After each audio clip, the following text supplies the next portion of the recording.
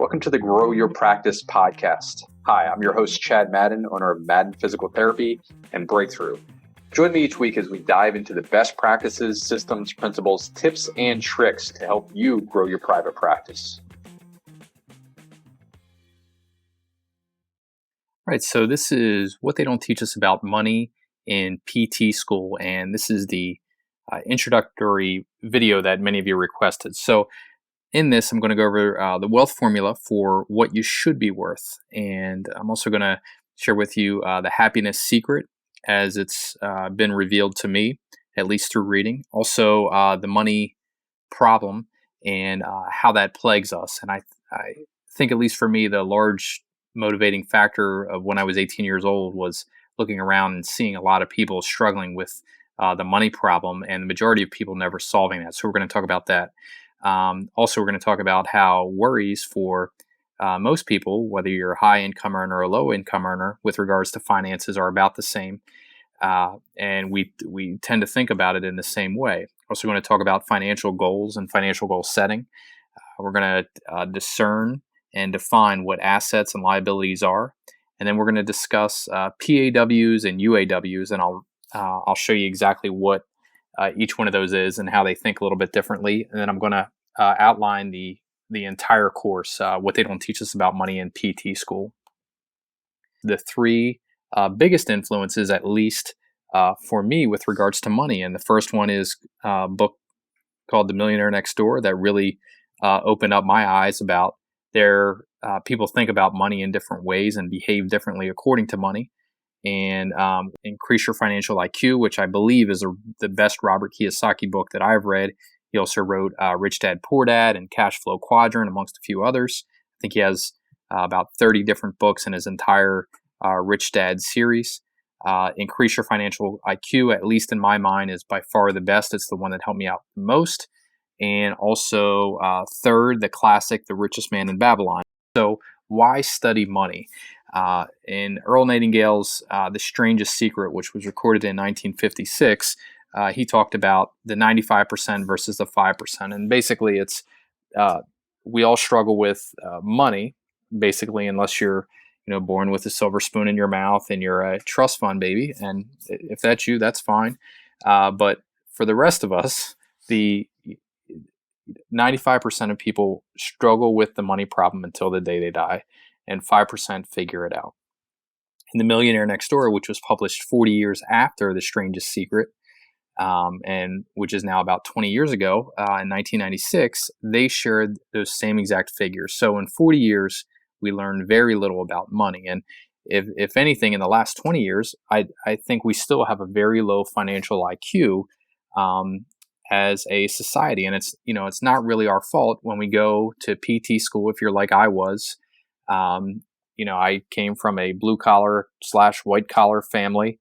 I went to college and I was basically trained to be an employee, and I was trained to earn income, save some money in a 401k or a simple IRA, and that one day I would be able to retire because of my mutual funds or whatever conservative track they shared with me at the time. And I just, from looking at it, I didn't see that working for a lot of people, and I wanted to study what the 5% did, and that's what I'm sharing with you here. So the other thing about money is, a lot of people don't want to talk about it. If I look back at some of the biggest, most volatile disagreements in my personal life and family life have probably revolved around money. And, it's one of the leading causes for divorce. I believe it.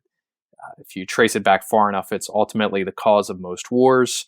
It causes depression, suicide, just about anything that you can think of. And a lot of people avoid talking about it. And that's not me. So I'm going to be transparent here. I'm going to reveal a lot. And I've been on both sides. I've struggled with the money problem for a long time, and then very intently studied it for the last 20 years. And again, that's what I want to share with you here. So the money problem is 5% of people never really solve the money problem. So formula for your net worth, how to figure this out. Are you wealthy? So this is straight out of The Millionaire Next Door. Multiply your age times your realized pre-tax annual household income from all sources minus inheritance. So if you receive some sort of inheritance that is not part of your realized pre-tax annual household income, and divide that number by 10. So this, less any inherited wealth, is what your net worth should be. And by the way, these were two researchers who studied wealth and in the Millionaire Next Door, and this was the formula that they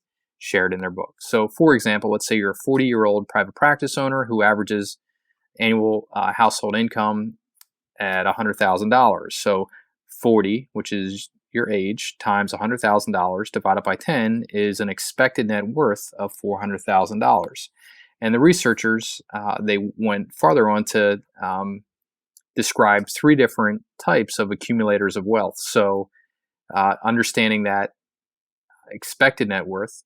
So a UAW is an underaccumulator of wealth, and it's the bottom 25% of wealth accumulation. And a lot of people fall into this category that they seemingly earn a very high income, make hundreds of thousands of dollars a year, or even seven figures a year, but they don't understand how to manage money. They have poor thoughts on money.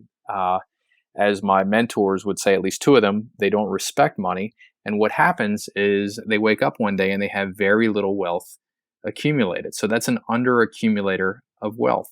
An AAW is an average accumulator of wealth. So that would be the middle 50th percentile. And then a PAW is a prodigious accumulator of wealth. And that's the top 25% of wealth accumulation for age and income. So a PAW should be worth twice the level of the wealth expected. So if we take a look back at our 40-year-old private practice owner whose household income is $100,000 a year, then his expected net worth, if he's a PAW, would be $800,000. So the happiness factor, again, this is a little bit controversial, and I have my own opinions on it, but there's a quote that I read, which is in the Millionaire Next Door, and it's, in their studies, financially independent people are happier, and this is based on an outcome survey, so are happier than those in their same income age cohort who are not financially secure. And a couple of other miscellaneous studies that I read, one was if you look at the happiness of a lotto winner versus somebody who just lost a limb by amputation, and you look at them 1 year later, there's really no difference in their levels of happiness. And my own personal viewpoint is that money is a magnifier. And I've seen people who are miserable when they're broke, and then when they earn money and they have more wealth, they're absolutely miserable. They're even more miserable at that time. And the same exact thing if they're highly antagonistic. The money only magnifies that. If they're really happy when they're poor, they're even more thankful and joyous, and can more appreciative of what money can buy when they do have money. So another study is there's a little difference in happiness between an income level of $80,000 a year or $8 million a year. So in this no holds barred look at money, I want you to look at all angles. In the happiness factor, as it was revealed in the Millionaire Next Door, I think there's a missing part of this, which is people who are not financially secure really are struggling with the money problem. And we've all been there.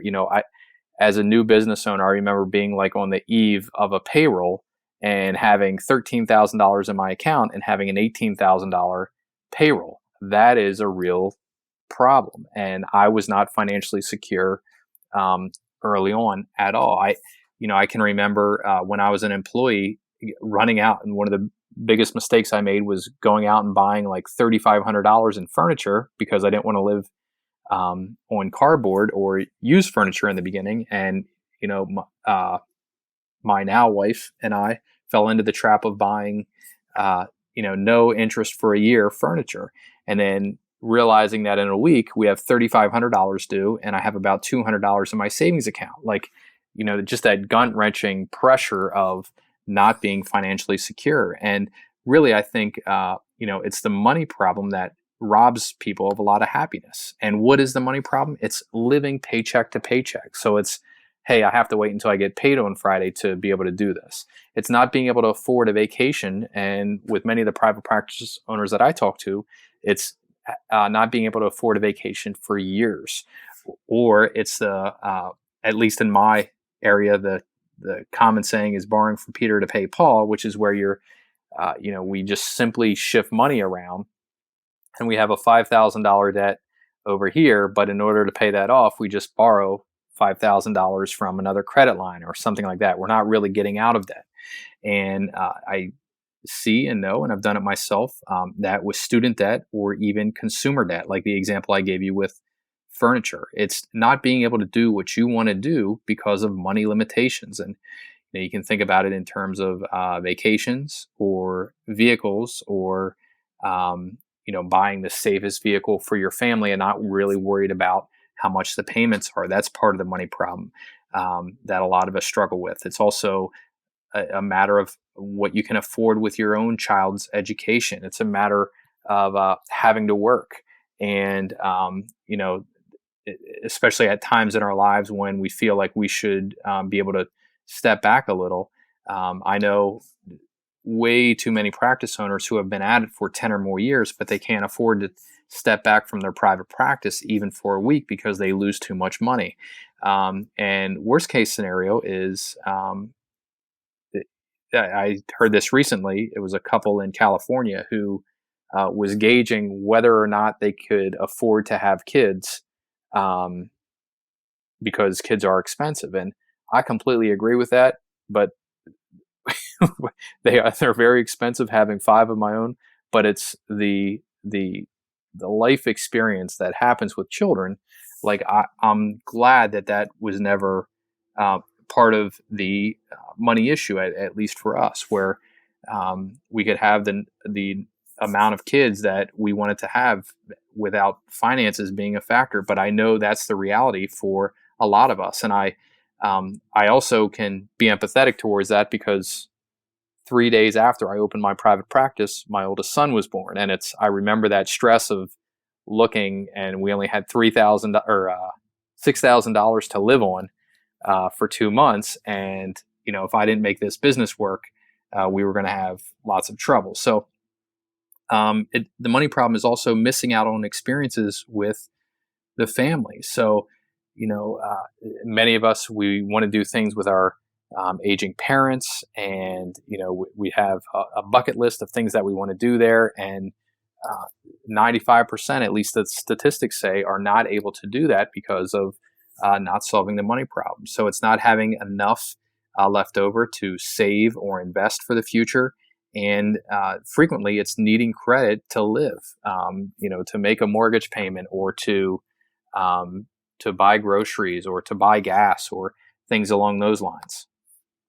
And if we look at under accumulators of wealth and prodigious accumulators of wealth, they have very similar goals, and most of us would agree with these, and especially these 4. It's to become wealthy by the time we retire, to increase our wealth, to become wealthy through capital appreciation, and to build our capital while conserving the value of our assets.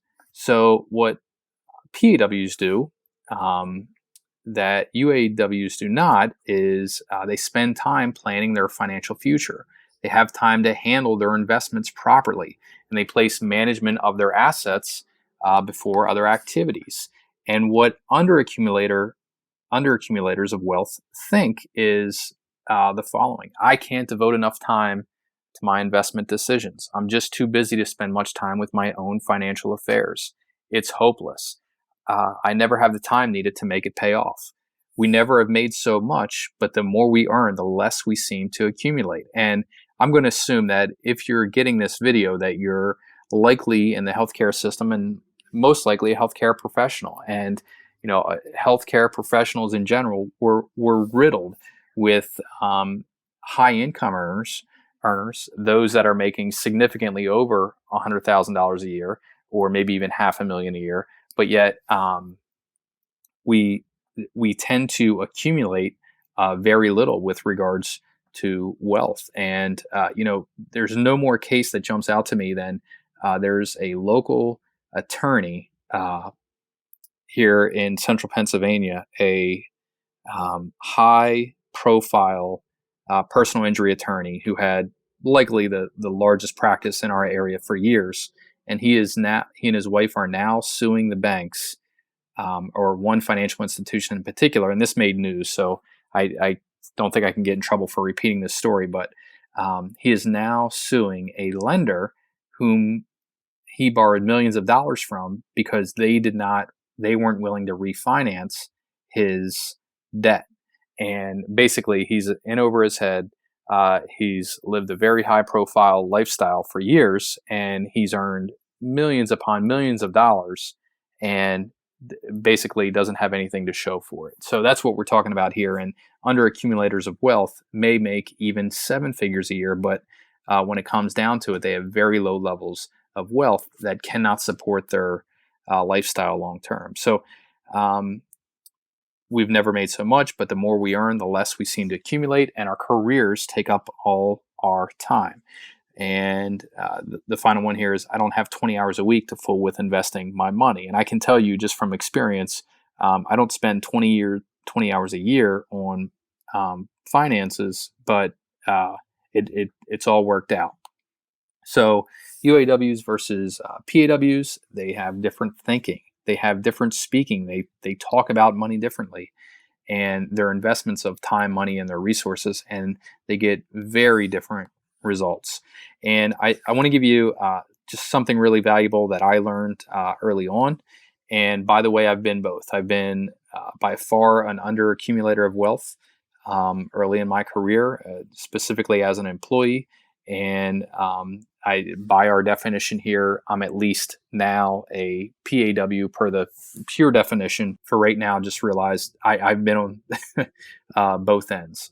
And it's a lot more fun and easier to sleep at night being a PAW than it is a UAW. So a couple things you should understand are, number one tool is an income expense pro forma. And second tool is an assets liability balance sheet. And if you look over to the left, that picture, you have an income expense pro forma. And that very simply is income minus your expenses. If you're going to continue in business, your income must be greater than your expenses. That specific example is showing an employee example, and it looks like it is in Europe because they spell paycheck very funny. But so income is money earned, and there are 4 ways you can do that. And I show a little picture there at the bottom. You can be an employee, which is where you have a job. You can be self-employed, which is you own a job, which is your job. And then the other side of the cash flow quadrant there is you can earn money as a business owner, which is you own a system and people work for you, such as a private practice owner who employs more than 2 or 3 people. Or you can be an investor, which is where money works for you. And that's the little Warren Buffett bobblehead picture there. So your expense is money flowing out. Now, the key thing here is, especially when we're talking about long-term wealth, is the difference between assets and liabilities. So assets are those things which are owned, and they increase income. So assets put more money back into your pocket on a routine basis, a monthly basis. A liability is things that are owned which increase expenses. And so the way that early on, the controversial thing that Robert Kiyosaki said, and I believe he's right in his assessment, that upset a lot of people in middle class America and a lot of banks. He said, well, by this definition, a home is a liability, and it's not an asset. But most people in middle class America believe that an asset, or their home, is their number one asset. And he said, well, let's look at the definition. And when you use these definitions, you can really quickly see that, if you buy a house, you have, it's a liability because it increases your expenses. You have to pay taxes, mortgage, You have to pay interest on that mortgage, insurance. You have maintenance on the home itself, and cost of lawn care, and home care, gardening, anything else that may come with that. If you're in a homeowners association, you have that as an expense. So it increases your expenses. And the odd thing is that in that book, The Millionaire Next Door, people who are PAWs, they think about their home differently than the underaccumulators of wealth. So regardless, the game becomes, if you're really looking to solve the money problem, it's minimize liabilities and maximize assets. And when we're talking about business skill and lifetime wisdom and areas for you to increase your knowledge, at least what I've found and what I've learned from at my three mentors and anybody else who has solved the money problem, is that the focus is on building the skill set, which increases assets. And I'll just give you a really quick little asset that I built a few years ago and how I did that. And right now it's worth about $1,000 a month to me. But back in 2010, I attended it was a free workshop, 3-hour workshop with Jeffrey Gitomer. I bought a whole host of books that he had and DVDs. I think it was $500 worth and stuff. And I went home, I read everything. That's kind of how I am, at least habitually. I devoured the material, went through it, and he talked about, you can easily post videos on YouTube, and YouTube was kind of gaining a lot of momentum at the time. So I went out to Costco, bought a $140 flip camera, which is now obsolete, and I had a little process for filming a video every week, and I would just spend an hour each Friday. And the reason that I was doing it is just to share videos and answer questions for patients that I was seeing, because I felt like I was answering the same questions over and over and over. Well, without a whole lot of work, just an hour a week, and I did that hardcore for a year. So maybe 50 hours of total time, plus my study time, which might have been another 10 hours, so 60 hours. In the last 4 years, I've made $1,000 a week because many of the videos went viral, because Google sells Google ads on my YouTube channel. And it's very quick and easy. They just literally same day every month, they deposit anywhere from $890, I think is the lowest I've had in the last couple of years, up to $1,500 of Google ad money just goes right into my income. And that's not something that I have to continue to do anything with. It just operates. I had an incident happen to me when I was about 18 years old. I was leaving for college, and I was over at a friend's house, a high school friend's house. And so we were going to college in the next day or two.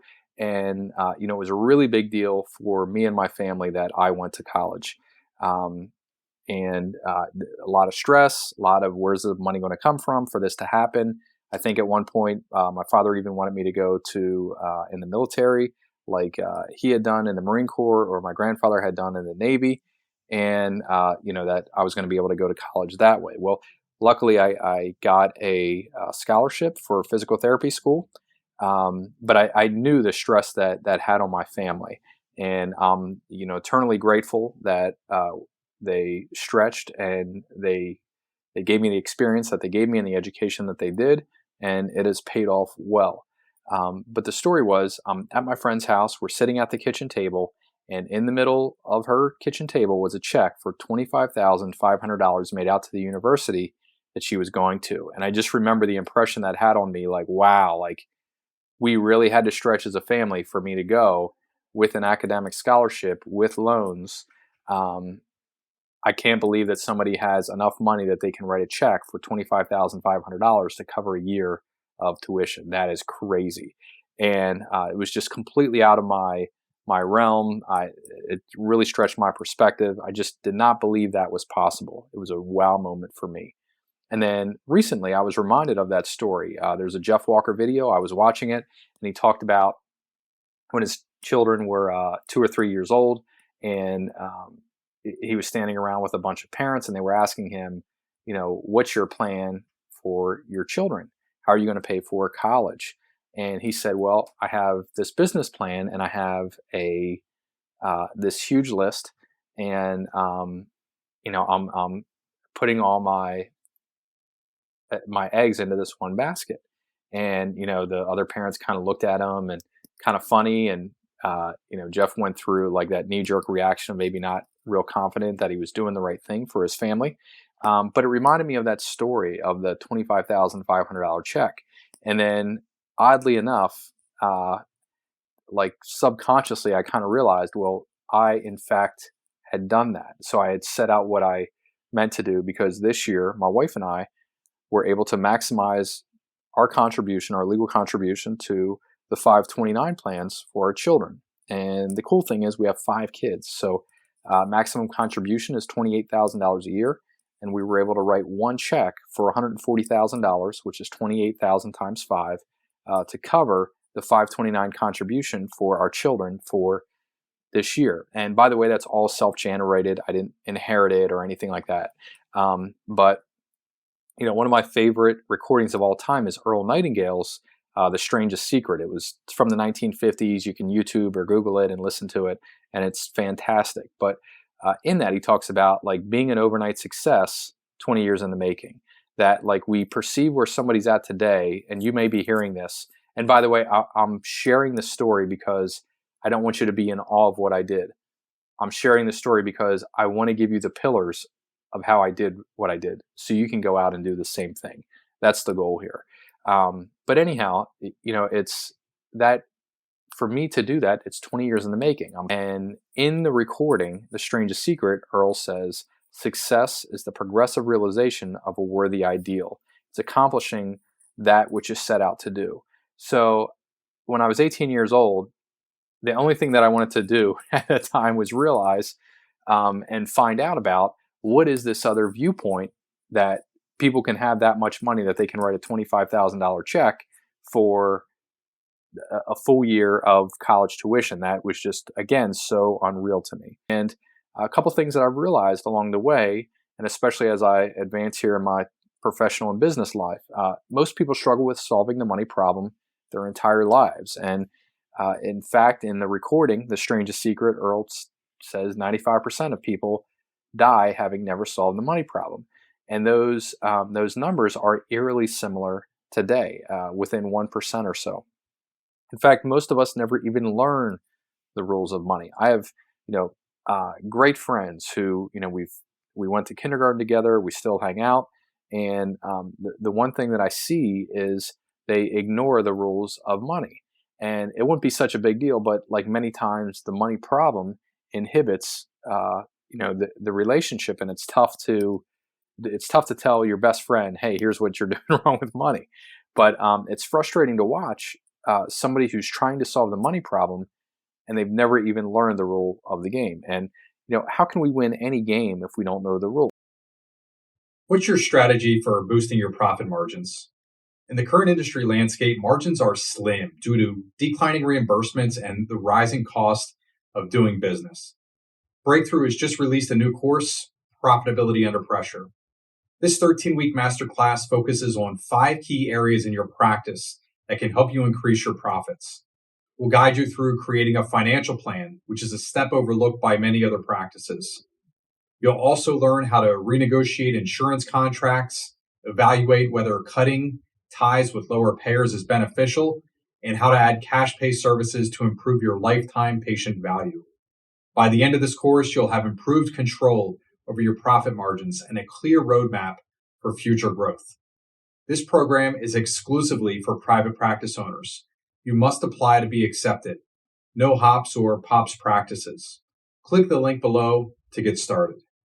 Remember to visit getbreakthrough.com to access our free resource library designed specifically for private practice growth. While you're there, make sure you register for a complimentary growth assessment to learn about potential opportunities for growth in your local market. Again, thank you for tuning into the Grow Your Practice podcast and supporting our mission to help people in pain get back to normal naturally.